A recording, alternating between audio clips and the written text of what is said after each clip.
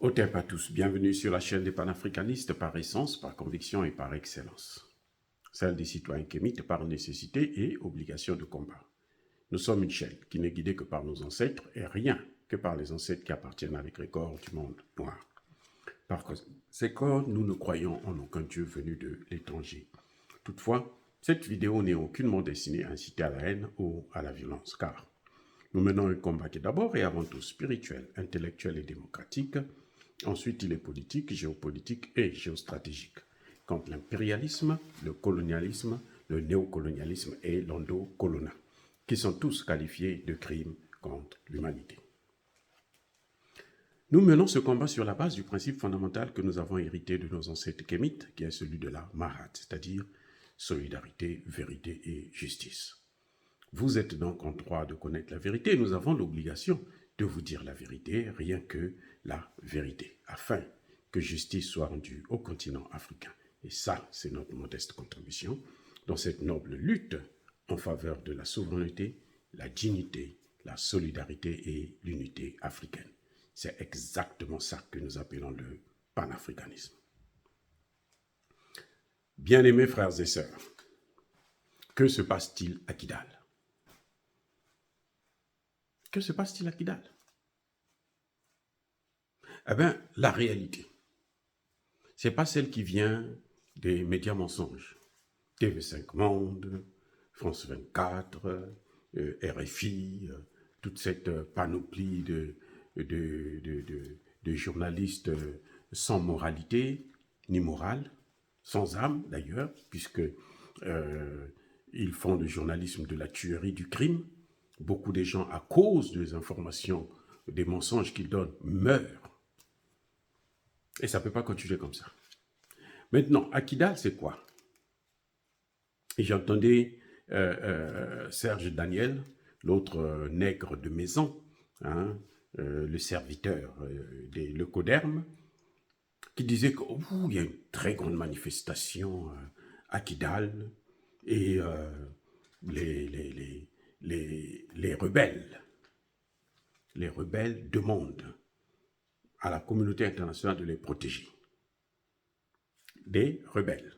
Lui parle des rebelles qui demandent à la communauté internationale de les protéger. Les rebelles oublient que le Mali, c'est un territoire malien et la communauté internationale, c'est le gouvernement malien qui les avait fait venir. Maintenant, le gouvernement malien dit « vous partez ». Quand le gouvernement dit « vous partez », ça veut dire quoi? Ça veut dire que vous devez partir. Aussi simple. Ce que Serge Daniel appelle rebelles, en fait, il dit c'est un groupe terroriste.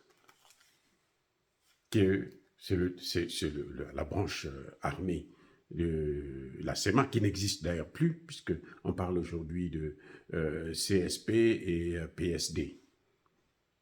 Oui.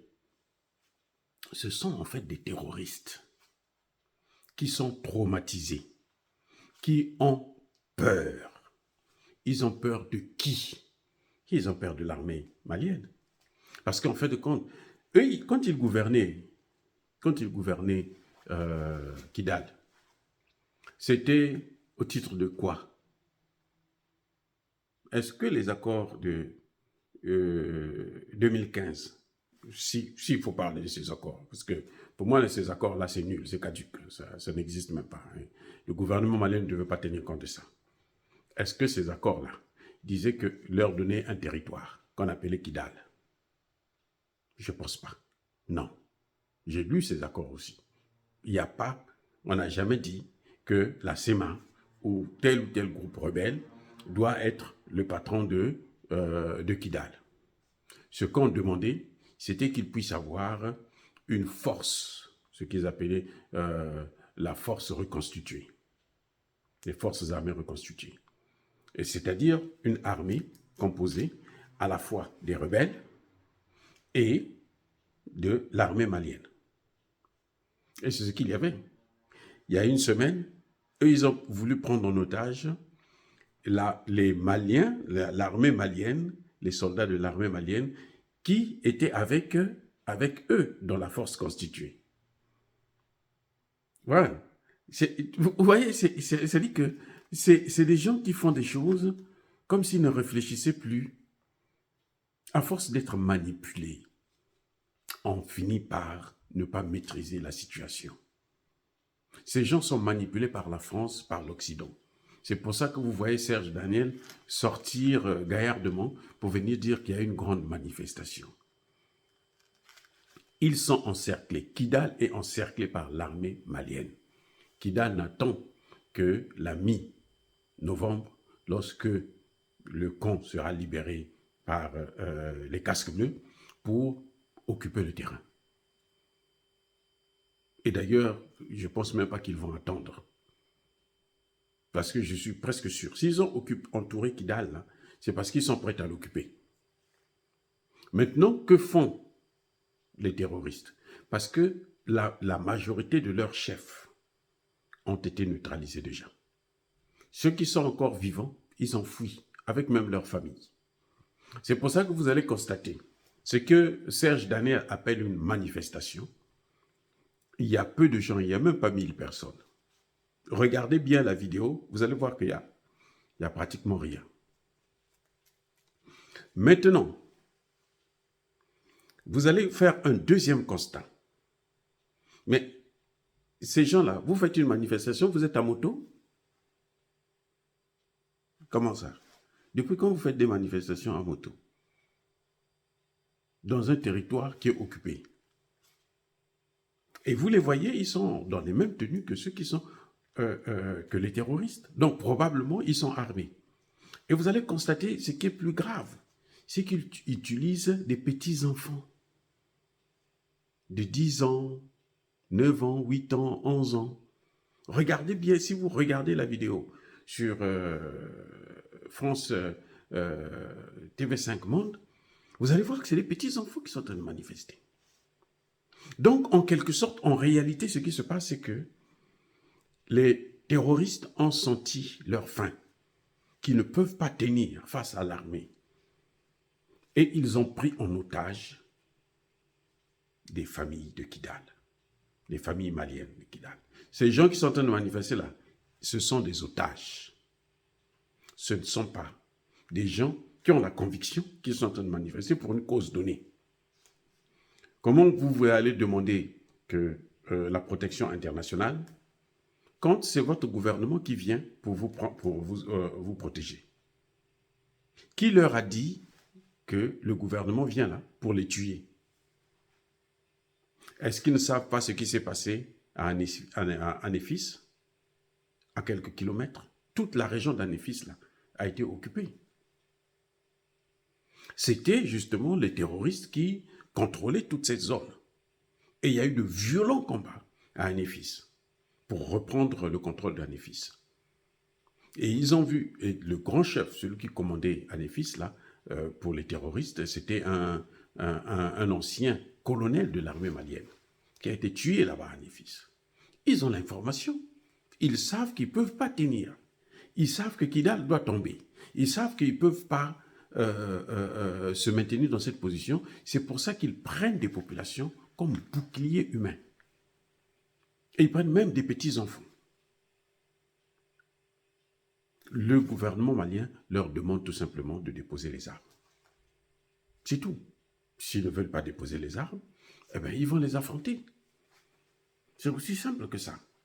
C'est dommage pour les victimes collatérales. Mais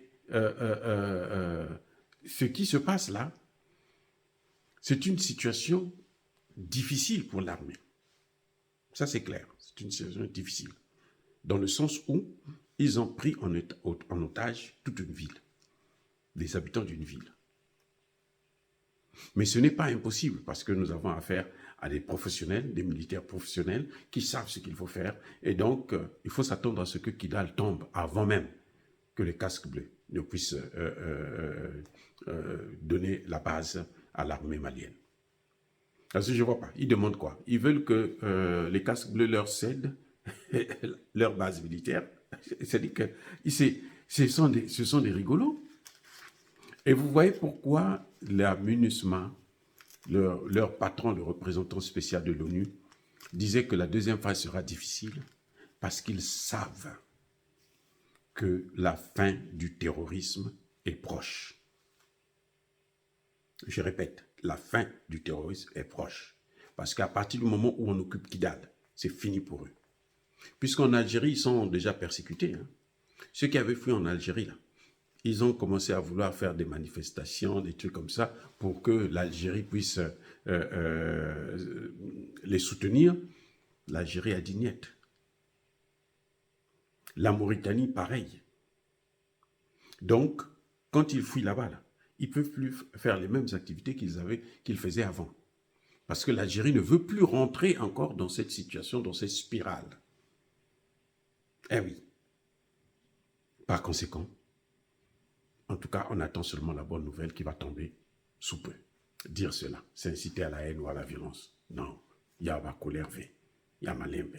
Encore une fois, sachez clairement que ce n'est pas une marche, c'est une prise d'otage de la population par des terroristes, puisque la SEMA n'existe plus. Ceux qui font la guerre contre une armée, ce n'est pas la SEMA. Il y a des membres de la SEMA qui sont même dans le gouvernement. Donc, ceux qui sont là, ce sont des terroristes qui ont pris en otage la ville. C'est comme, vous vous souvenez de la prise de le blocus de la ville de Djibo par les terroristes. Il a fallu que des militaires puissent reprendre, parce qu'ils savent comment il faut faire, et ils vont l'occuper. Dire cela, c'est inciter à la haine ou à la violence. Il y a ma colère, il y a ma limbe. J'allais vous rappeler, oublier de vous dire, que même l'aménagement, s'ils étaient aussi sérieux, ils demandent l'intervention de la communauté internationale, ils ne devaient pas s'attaquer au casque bleu de l'aménagement. Même l'aménagement est actuellement protégé par l'armée, les FAMA. Donc, ceux qui étaient avec eux, les terroristes qui étaient avec eux, sachant que maintenant, ils ne peuvent plus continuer à faire le boulot, les Français ne sont plus. Les Français ne sont plus. Kidal est encerclé. Ils ne peuvent plus avoir le ravitaillement en armes. Donc, les casques bleus sont obligés de céder. Et eux, ils ne sont pas contents parce qu'ils pensent que les casques bleus doivent continuer à se battre même sans armes. Poser des actes de terrorisme comme eux, ils le font. Et du coup, les casques bleus tombent maintenant dans les mains des FAMA. Les FAMA sont maintenant ceux-là qui protègent les casques bleus. Incroyable comment le monde est à l'envers. Soyez bénis, bien-aimés frères et sœurs. Je persiste et je signe. Soyez abondamment bénis par le Dieu des Kémites et par nos ancêtres angéliques. Mais que tous ceux qui persécutent le continent africain le pillent et le déstabilisent, qu'ils soient noirs, blancs, chinois, arabes, indiens, qui qu'ils soient punis, maudits, foudroyés, neutralisés, écrasés, effacés par ce Dieu des Kémites et par nos ancêtres angélisés. Vive l'Afrique éternelle, j'ai dit et j'assume.